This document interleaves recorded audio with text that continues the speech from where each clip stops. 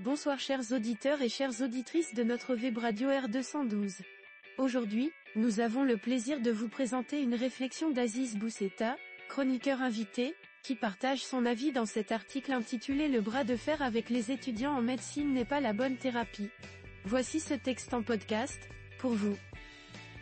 Aziz Bousseta entame son analyse en constatant que rien ne semble aller entre le gouvernement et les étudiants en médecine.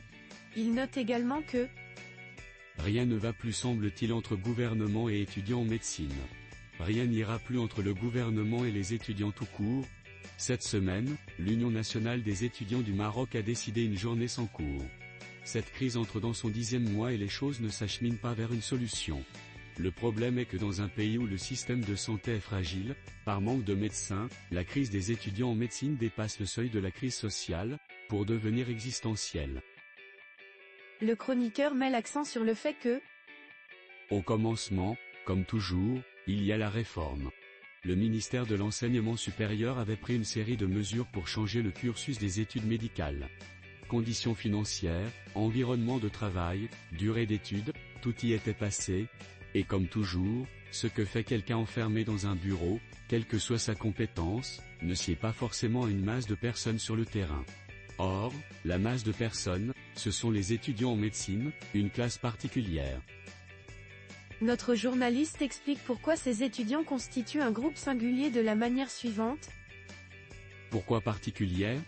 Pour plusieurs raisons, des études longues et difficiles, un métier de prestige, une catégorie de jeunes qui refusent ce qu'ils considèrent comme une orientation mercantiliste du gouvernement, ce que certains étudiants nomment la capitalisation de la médecine, du nom de ce groupe privé qui monte, un conflit social naissait, il est aujourd'hui là. Le gouvernement a ses calculs, les étudiants les leurs. Le gouvernement est inconscient de sa faiblesse, les étudiants sont conscients de leur force. 10 mois après le début du conflit, la situation est au point mort et l'année blanche semble inévitable. Bousseta souligne que 10 mois après, c'est l'année blanche. Le ministère montre les crocs, mais se casse les dents. Abdelatif Miraoui, le ministre, paraît comme plongé dans des sables mouvants, à chaque mouvement qu'il entreprend, il s'enfonce davantage. Comment sort-on d'un bac de sable mouvant ? En se faisant aider, par exemple, par ses pairs du gouvernement.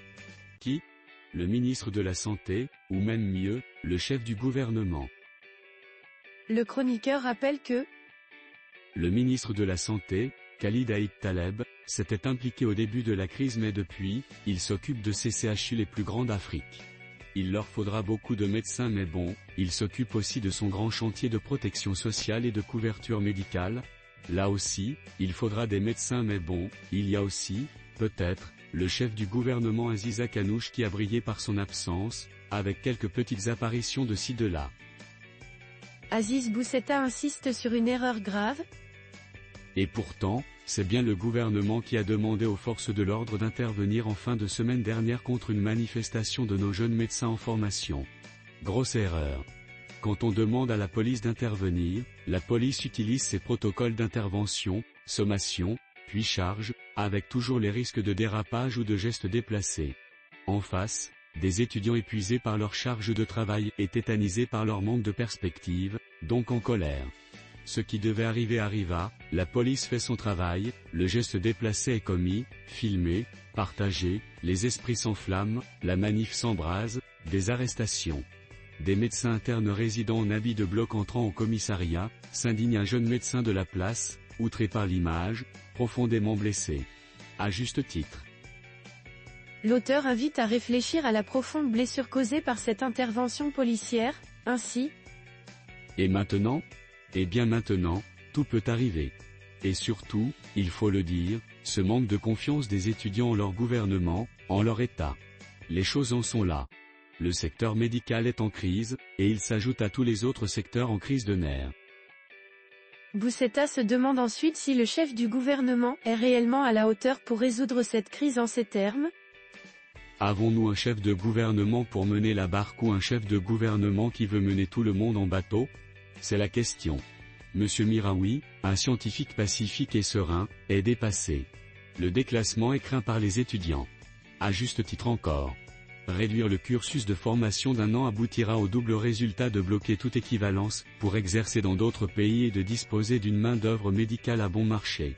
Réduire les études de médecine d'1 an, c'est réduire les médecins à une simple main-d'œuvre, et on peut comprendre qu'ils refusent cette perspective, et donc qu'ils aient encore plus envie de partir. Aziz Boussetta conclut que l'objectif non déclaré mais assumé du gouvernement est de retenir les jeunes médecins dans le pays. Mais si le gouvernement réfléchit un peu, il comprendrait qu'avec son comportement, non seulement il n'incitera pas à rester ceux qui veulent partir, mais encouragera ceux qui n'y ont pas pensé à le faire. La gifle-nez ne sera jamais la panacée, la ruse non plus. Et le résultat est, pour rester dans le jargon médical, la métastase de la contestation, et une furieuse envie d'aller ailleurs. Les autres étudiants font corps avec leurs camarades en médecine, les avocats s'impliquent, les enseignants les plus prestigieux aussi, les parents sont outrés, la société civile s'indigne, les médias s'émeuvent. Samedi 5 octobre est un jour de mobilisation, de refus de l'unilatéralisme décisionnel du ministère et du gouvernement. Monsieur Miraoui est manifestement dépassé, Monsieur Akanouche est comme à son habitude en pareil cas, calfeutré dans sa présidence, et le gouvernement déclassé. Dans sa dernière réflexion, Boussetta insiste sur l'importance de ne pas aggraver la fracture avec les médecins ainsi. Alors, dans l'intervalle, que l'on nous fasse grâce des grandes envolées sur les CHU les plus grands d'Afrique ou sur ce grand chantier de la couverture médicale universelle. Pour avoir un secteur médical de bonne facture, il ne faut pas aggraver la fracture avec les médecins. Rédigé par Aziz Boussetta. Chers auditeurs et chères auditrices de la Web Radio R212, nous vous remercions de tout cœur pour votre écoute attentive. Votre fidélité est précieuse pour nous, et nous espérons vous retrouver très bientôt pour d'autres moments d'échange et de réflexion. Avec toute notre gratitude, l'équipe de R212.